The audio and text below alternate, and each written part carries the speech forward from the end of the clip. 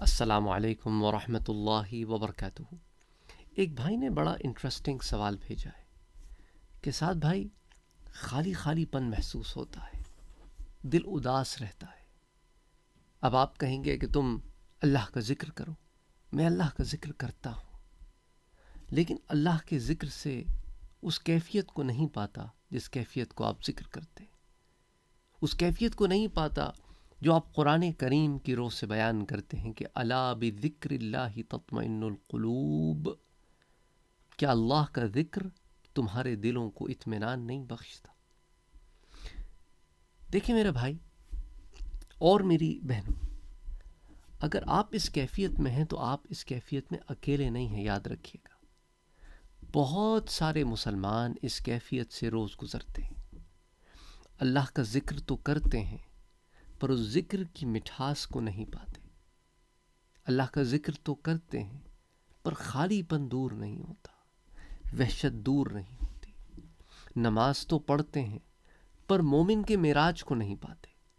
روزے تو رکھتے ہیں لیکن تقوی سے کوسوں دور رہتے ہیں۔ وہ تمام اعمال صالحہ جن کو کرنے کا حکم ہے کرتے تو ہیں پر ان کی چاشنی اور حلاوت سے دور رہتے ہیں۔ وجہ کیا ہے؟ وجہ بڑی آسان سی ہے۔ ہمیں دین میں اور رسم میں فرق کرنی ہے۔ ہم نے اپنے دل میں کس کی محبت بسا کے رکھی ہے، اس پر غور کرنا ہے۔ ہم ان اذکار سے پرے، صوم و صلات سے پرے کیا کرتے ہیں، اس پر نظر رکھنے کی ضرورت ہے۔ ہم ذکر اذکار میں مصروف ہونے سے پہلے، نماز میں آنے سے قبل کس طرح کی زندگی گزارتے تھے؟ ہمارے دلوں کی کیفیت کیا ہے؟ ہمارا دل کن چیزوں سے خوش ہوتا ہے، کن چیزوں سے اداس ہوتا ہے؟ یہ تمام فیکٹرز ہیں جو بہت امپورٹنٹ ہیں۔ ہم اپنے زبان سے تو اللہ کا ذکر کرتے ہیں اور کہتے ہیں اللہ اکبر، سبحان اللہ، الحمد للہ، لا الہ الا اللہ، اللہ اکبر، لا الہ الا اللہ، محمد الرسول اللہ۔ ہم اپنے زبان سے اللہ اکبر کہہ کر ہاتھوں کو بلند تو کرتے ہیں، ہاتھوں کو اپنے رب کے آگے باندھ کر کھڑے تو ہو جاتے ہیں۔ ہم اپنے رب کے آگے رکوع بھی کرتے ہیں، سجدہ بھی کرتے ہیں۔ اپنے پیارے نبی پر ہم درود و سلام بھی پڑھتے ہیں، ہم روزہ بھی رکھتے ہیں، پر ان تمام کیفیتوں میں ہمارے اندر کے انسان کی کیفیت کیا ہوتی ہے؟ ہم ذہنی اور قلبی، مینٹل اور یہ جو آپ کی اسپرچول ہیلتھ ہارٹ سے ریلیٹڈ ہوتی ہے، اس میں کیا ہم ایک جگہ کھڑے ہیں یا مختلف خانوں میں بٹے ہیں؟ یہ بہت ساری چیزیں ہیں، یہ بہت سارے سوال ہیں جن کے جواب صرف ہم دے سکتے ہیں۔ اب سوال یہ پیدا ہوتا ہے کہ سعد صاحب، ہم نے دیکھا، اپنے دل کو چیک کیا، دل سخت ہو گیا ہے۔ ہم نے نمازیں پڑھیں پر اسے رسماً ادا کیا، ہم نے سجدہ تو کیا پر دل میں ابھی بھی دنیا بسی رہی، ہم نے رکوع تو کیا پر اپنے رب کے آگے قلبی طور پر نہیں جھکے، بس جسم ہی جھکتا رہا۔ ہم نے سبحان ربی الاعلیٰ تو پڑھا پر اپنے رب کو اعلیٰ اپنی روح سے نہیں چاہا، اسے عظیم زبان سے تو کہا پر روح نے اس کی گواہی نہیں دی۔ جب ہم ان کیفیتوں میں بٹے رہتے ہیں تو میرے بھائیوں اور میری بہنوں، الا بذکر اللہ تطمئن القلوب کی چاشنی کو پا نہیں سکتے۔ ذکر کی چاشنی کو ہم تبھی پائیں گے جب اپنے اندر کے بتوں کو گرا دیں گے۔ وہ اندر کے بت گرتے کیسے؟ وہ محنت سے گرتے ہیں، اس کے لیے محنت کرنی پڑتی ہے۔ ہم نے اپنے دماغوں کو اس دنیا میں مسکور کر کے رکھا ہے، ہم نے اس دنیا کی کامیابی کو کامیابی سمجھ لیا ہے، اس لیے آئے گئے دن مسلمان چلاتا رہتا ہے کہ یہ ہمارے ساتھ کیوں ہو رہا ہے سب کچھ، ہم تو اللہ کو مانتے ہیں۔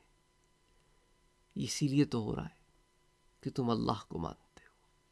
یہ کہاں لکھا ہے کہ اللہ کو ماننے والوں کے لیے دنیا ایسی اسموتھ رہے گی؟ نہیں، ان کے لیے تو آزمائشیں اور بڑھ جاتی ہیں۔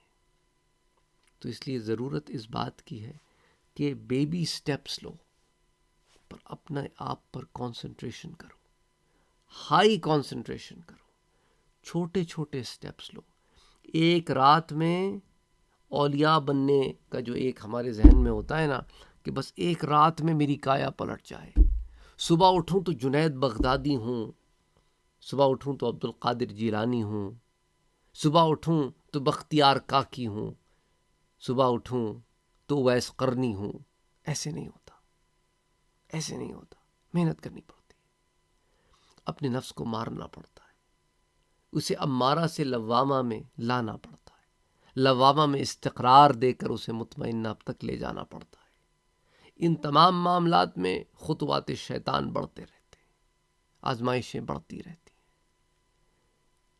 اس لیے جب آپ نے اللہ کا ذکر کرنا ہے اور ذکر کرنے بیٹھو تو اپنے دل کو اور اپنے دماغ کو دنیا سے پاک کرو، اس رب کی طرف مرکوز کرو، ذہن بناؤ۔ نماز کے لیے بھی ذہن بناؤ۔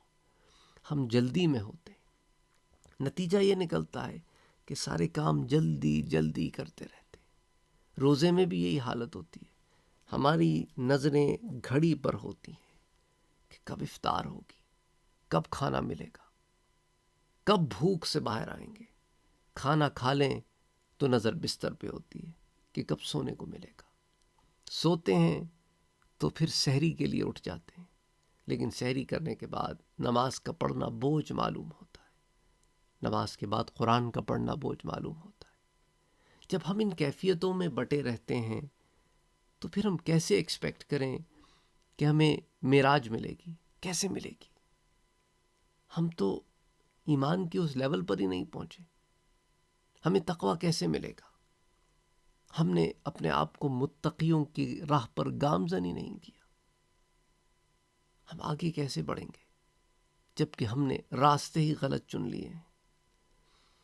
اس لیے کوشش کرنا ہے آگے بڑھنے کے لیے، صحیح راستے پر استقامت کے لیے، کہ اپنے دماغ کو تیار کرو، اپنے دماغ کو صحیح راستے کے لیے تیار کرو، اور اپنے دل کو ایک سکون کی کیفیت دو، اس کی یاد میں گم ہو جاؤ، ذہن کو مرکوز رکھو اس کی ذات کی طرف اور ہر شے سے دور ہو جاؤ۔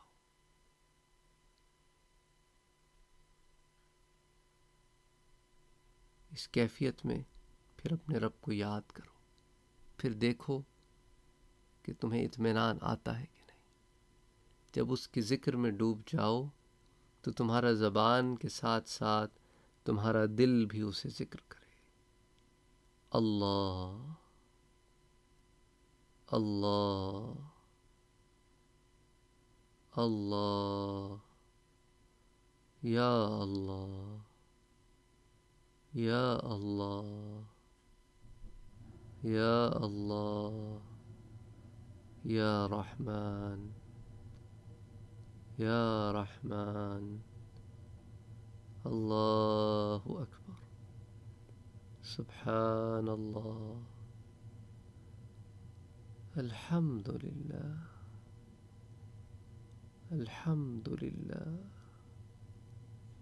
اللہم صلی وسلم وبارک علی سیدنا وحبیبنا وشفیعنا محمد صلی اللہ علیہ وسلم۔